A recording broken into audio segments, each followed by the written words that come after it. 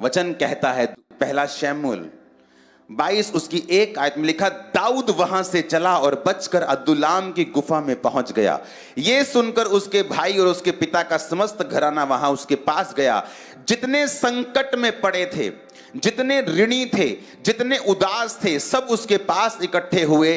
वह उनका प्रधान हुआ और कोई 400 पुरुष उसके साथ हो गए। जब दाऊद की सेवकाई शुरू हुई और जब वो शाऊल से बचकर भागा जाता था, तो वचन कहता है कि जब वो अदुल्लाम की गुफा में गया तो 400 मनुष्य उसके पास आए। वो कौन थे? ऋणी, कर्जाई, कर्जे के नीचे। जो आदमी कर्जे के नीचे होता है वो मेंटली बिल्कुल डिस्टर्ब हो चुका होता है, उसकी पावर खत्म हो चुकी होती, उसकी दलेरी खत्म हो चुकी होती। जब कर्जदार वाला आपसे पैसे मांगता है और आपको ह्यूमिलेट करता है, तो आदमी की जो ईगो है वो खत्म हो चुकी होती। तो वो लोग थे जो ऋणी थे, उदास हो चुके थे, संकट में पड़े हुए थे, अलग अलग तरह के संकट उनकी लाइफ में घेरे हुए थे। और वचन कहता है कि दाऊद उनके संग हुआ और वो उनका एक स्पिरिचुअल मेंटर बन गया।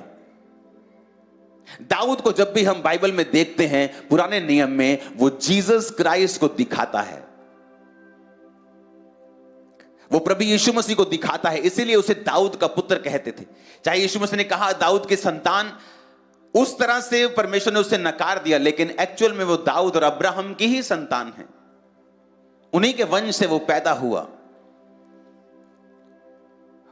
वचन कहता है कि वो जब उसके साथ शामिल हुए तो क्या हुआ? जब भी आप अनॉइंटेड लोगों के साथ शामिल होते हैं, क्योंकि आप डॉक्टर तो अच्छा फाइंड कर लेते हैं, लेकिन आपको संगति मालूम नहीं आपको कहां जाना है।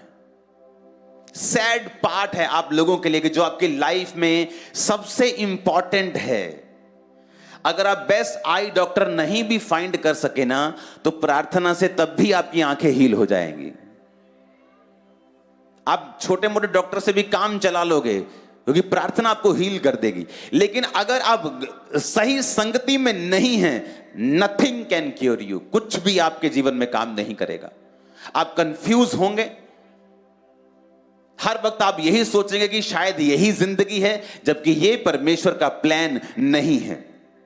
अब यहां पर 400 व्यक्ति ऋणी, कर्जाई और संकट में पड़े हुए उसके पास आते हैं, और वो वचन कहता है वो उनका प्रधान यानी वो उनका अगुआ बनता है। अब दाऊद पहला शमूएल 22 में उनको ग्रहण करता है अपनी कलीसिया के रूप में। आप उन्हें कलीसिया समझें, और दाऊद उस कलीसिया को, जब आप एक विश्वास वाले व्यक्ति के साथ जुड़ते हैं, या आप एक ऐसी संगति, सिर्फ खांबरा चर्च दुनिया में जीवित चर्च नहीं है, बहुत सारी चर्चेस जीवित है, तो मैं सबकी बात कर रहा हूं। आप जहां भी जिस देश से मुझे ये देखेंगे, रिकॉर्ड हो रहा है, तो हर देश में ये चलेगा। बहुत से लोग इसे अफ्रीका में देखेंगे, यूरोप में देखेंगे, इंडिया में देखेंगे, इंडिया के अलग अलग स्टेट्स में इसे देखेंगे। तो ये सब लोगों के लिए है कि जब वो उनका प्रधान यानी उनका अगुआ बना, तो वो 22 पहला शमूएल 22 में बना, और वो उनके संग संग चलने लगा। एक्चुअल में जब आप विश्वास वाले लोगों के साथ चलते हैं, तो उनकी जो डेली लाइफ होती है वो आपको इफेक्ट करती है।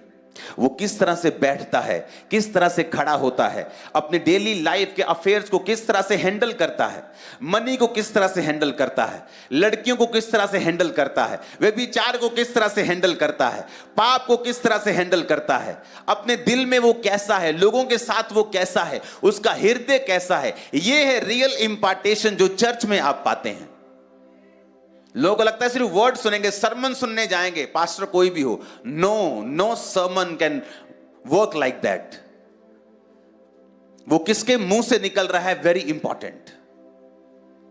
तो दाऊद जब उनके संग रहा, तो वो डेली उन पर इंपार्ट करता रहा, क्योंकि इंपार्टेशन रियल कभी भी ले हैंड वाली नहीं होती। ले हैंड लास्ट काम है, लास्ट। क्योंकि लोग जब नए नए उठते हैं तो बोलते हैं मैं इस पास्टर के पास जाऊंगा, खामरा जाके अपॉइंटमेंट लूंगा और बोलूंगा मुझ पे ले हैंड कर दो और मुझे अपना मसा दे दो, आप मुझे आपका मसा चाहिए। ये सही नहीं है, ये कंप्लीट नहीं है। सही है, कंप्लीट नहीं है। कंप्लीट है आपको उसके जैसा सोचना पड़ता है। अगर आप अपने पास्टर के जैसा सोच नहीं सकते हैं, आप उसके जैसे मसे को भी नहीं पा सकते हैं। अगर आपकी थिंकिंग वैसी नहीं है, आप उसके जैसा बरकत भी नहीं पा सकते हैं, क्योंकि ये सारा कुछ डिपेंड करता है कि आपकी सोच क्या उस जैसी, आपका फेथ क्या उसके जैसा बना है, उसके लेवल के जैसा बना है कि नहीं बना है। अब पहला शमूएल 22 में आप समझें कि दाऊद के साथ कुछ व्यक्ति मिलते हैं। दाऊद के सामने 400 मनुष्य है। कोई बेचारा संकट में है, किसी पे मुसीबत आई हुई है, किसी को कर्जा है, कोई उदास है, डिप्रेस्ड है, कोई डिप्रेशन में है, कोई उदास है, कोई बहुत ही दुखी है, किसी की वाइफ छोड़ के चलेगी, किसी का बच्चा छोड़ के चला गया, सब कुछ उथल पुथल मची हुई, और वो 400 लोगों का पास्टर बन जाता है। अब पहला शमूएल 30 में उसकी लाइफ में एक घटना होती है। लिखा, तीसरे दिन दाऊद जब अपने जनों समेत सिकलग पहुंचा, दाऊद को इनविटेशन मिलता है अपने राजा की ओर से, क्योंकि वो इज़राइल के बाहर रह रहा था। तो उस राजा पे जब अटैक हुआ तो उसने कहा दाऊद को कि मेरा साथ दे, क्योंकि तू मेरे देश में शरण लेके रह रहा था। दाऊद शाऊल से दूर उसकी देश में शरण ली हुई थी, और दाऊद ने अपनी वहां पे कलीसिया आप कह सकते हैं स्थापित कर ली थी। तो उस राजा ने कहा अब मेरे ऊपर मुसीबत है, तो तू अपनी लोगों को लेके मेरी मदद कर।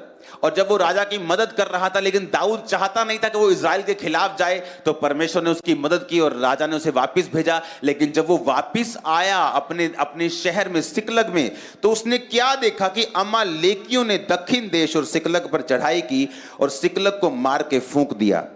उसकी स्त्री छोटे बड़े बंदी बनाकर ले गए। किसी को मारा तो नहीं, परंतु सबों को लेकर अपना मार्ग लिया। दाऊद जब अपने जनों समेत नगर पहुंचा तो नगर जला हुआ था। स्त्रियां बेटे बेटियां बंदी बनाकर ले जाए गए थे। दाऊद और उसके लोग उसके साथ चिल्लाकर इतना रोए कि उनमें रोने की शक्ति न रही। दाऊद की दोनों स्त्रियां यजरेली अहोनीम और करमेली नबाल की स्त्री अबीगेल बंदी बना ली गई थी। दाऊद बड़े संकट में पड़ा, क्योंकि जो लोग अपने बेटे बेटियों के कारण बहुत शोकित होकर उस पर पथराव करने की चर्चा कर रहे थे, परंतु दाऊद ने अपने परमेश्वर यहोवा को याद करके हियाव बांधा। तब दाऊद ने अहीमेलेक के पुत्र अबित्यार याजक से कहा, एपोद को मेरे पास ले आ। तब अबित्यार अपोद को दाऊद के पास ले आया, और दाऊद ने यहोवा से पूछा, क्या मैं इस दल का पीछा करूं, उसको जा पकड़ूंगा? उसने कहा, पीछा कर, क्योंकि तू निश्चय उसको पकड़ेगा और निस्संदेह सब कुछ छुड़ा लाएगा। दाऊद अपने 600 साथी जनों को साथ लेकर बसोर नामक नाले तक पहुंचा, और कुछ लोग छोड़े जाकर रह गए। दाऊद 400 पुरुष समेत पीछा करने के लिए चला गया, और 200 जो थक गए थे वो बसोर नाले के पार ना जा सके और वहीं रहे। अब यहां समझने वाली बात है कि जो 400 व्यक्ति हो गए थे पहले जो आए थे, अब वो 600 हो गए थे। जब भी आप परमेश्वर के द्वारा निर्धारित किए हुए स्थान में जाएंगे, वहां निशानी होगी कि वो ग्रोइंग प्लेस होगा, वो ग्रोइंग प्लेस होगा। अगर आपकी चर्च में 50 भेड़ें हैं और वो हेल्दी हैं, पास्टर उन्हें सही खुराक दे रहा है, तो वो 75 क्यों नहीं हुई अभी तक?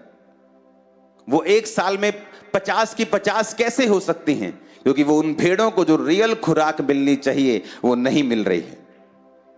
अगर भेड़ों को अच्छी खुराक मिली होती तो भेड़ें बच्चों को जन्म देती। अब यहां पर 400 जो व्यक्ति थे वो 600 हो गया, और 600 को लेके दाऊद चला।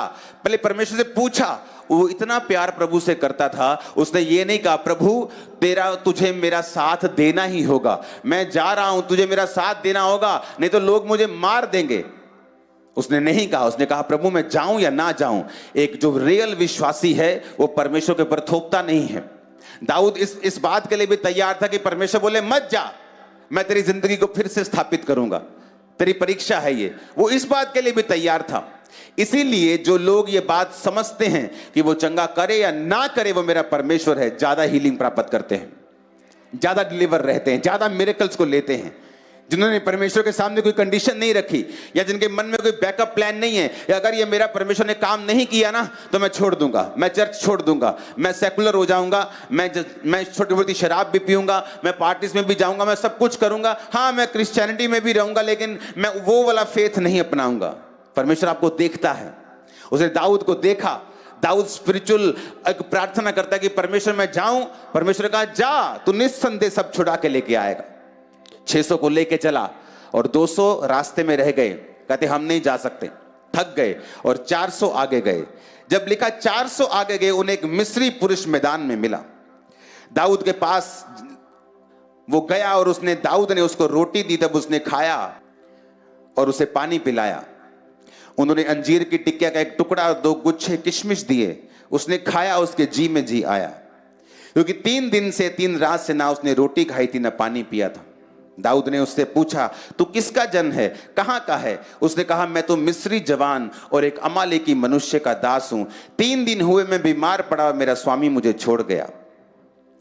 हम लोगों ने करेतियों की दक्षिण दिशा में और यहूदा के देश में और कालेब की दक्षिण दिशा में चढ़ाई करके सिकलग को आग लगाकर फूंक दिया था। दाऊद ने उससे कहा, क्या तू मुझे उस दल के पास पहुंचा देगा? उसने कहा, मुझसे परमेश्वर की शपथ खा कि ना तो मुझे प्राण से मारेगा ना मेरे स्वामी के हाथ में करेगा, तब मैं तुझे उस दल के पास पहुंचा दूंगा। अब यहां पर जब दाऊद 400 मनुष्यों को लेकर जा रहा है, बाइबल का वचन हमसे बात करता है, ये भेदों को खोलता है। उसने कहा उसको एक आदमी मिला जो कमजोर था। आप इमेजिन करो कि आपका पूरा परिवार कोई किडनैप करके ले गया है। इमेजिन भी नहीं होता।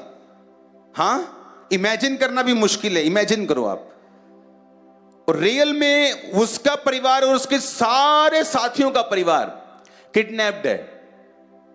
सारा पैसा एक ही रात में पैसा सब कुछ चुरा लिया गया है। और रास्ते में एक बीमार मनुष्य मिलता है और दाऊद कहता है, इसको खाना खिलाओ, इसको अंजीर की टिकिया दो। जीसस जब क्रॉस पर थे और डाकू ने कहा, जब तू परमेश्वर अपने राज्य में जाए तो मुझे याद करना। आपको मालूम, जब जीसस क्रॉस पे थे तो उनकी मृत्यु का कारण क्या था? क्योंकि क्रॉस वाला व्यक्ति जिसको भी चढ़ाया जाता था, उसको एक समय में जो ऑक्सीजन की मात्रा कम होने के कारण जो हृदय था वो फटता था, प्रेशर रहता था हार्ट के ऊपर, और इस हार्ट पर प्रेशर की वजह से वो व्यक्ति जो भी क्रूज पे होता था वो मरता था। जब सांस नहीं आ रहा होता था तो बोलना, आप जो लोग सांस के रोगी रहे थे कभी, उनको पता है ये कितना जहर है कि सांस ना आए और आपको बोलना पड़े। और यीशु मसीह ने उस समय भी जब सांस नहीं आ रही, पूरी ताकत के साथ अपनी स्ट्रेंथ को इकट्ठा किया और कहा, आज ही तू मेरे साथ स्वर्ग में होगा। हाँ, कहा कि नहीं कहा? यह दिखाता है कि उसका हार्ट कितना प्योर था, दाऊद का हार्ट कितना अच्छा था कि आप परीक्षा में रहते हुए भी लोगों की हेल्प कर सकते हैं। आप नहीं कहते मैं बहुत बीमार हूं यार, तू कल मुझसे मिलना। कई बार आपकी लाइफ में प्रॉब्लम्स होती हैं, लेकिन आप लोगों के ऊपर ले हैंड कर रहे होते हैं, और परमेश्वर इन चीजों को देखता है। क्यों दाऊद की जिंदगी में आशीष थी, यह भी सीखने वाली बात है। हालेलुया। वो खुद डिस्टर्ब है, लेकिन उसे दूसरे की डिस्टर्बेंस दिख रही है। बहुत से विश्वासी मैंने देखे हैं जिनका हार्ट शुद्ध नहीं है, किसी के भी घर पे कब्जा कर लेंगे, बोलेंगे मैं तो 30 साल से किराए पे रह रहा हूं इस घर पे, वो मालिक पता नहीं कहां है। उसके बच्चे आते हैं, कभी कभी मैं उनको टरका देता हूं, भेज देता हूं, मुझे ये घर चाहिए। कब्जा कर लेते हैं उन घरों के ऊपर, प्रॉपर्टीज के ऊपर, चोरी करते हैं, सरकारी स्कीमों का फायदा उठाते हैं चोरियां करके। ये दिखाता है कि आपका हार्ट प्योर नहीं है, आपका हार्ट परमेश्वर के साथ कनेक्टेड नहीं है। और यही वो छोटी छोटी चीजें हैं जो हमें ग्रेट करती हैं और नीचे भी लेके आती हैं। परमेश्वर के दास द्वारा दिए गए जीवित वचनों और बाइबल के गहरे आत्मिक रहस्य को जानने के लिए आज ही हमारे YouTube चैनल को सब्सक्राइब करें, बेल आइकन को जरूर प्रेस करें, ताकि परमेश्वर की नई आत्मिक शिक्षा, न्यू रेवलेशन सबसे पहले आप तक पहुंच सके।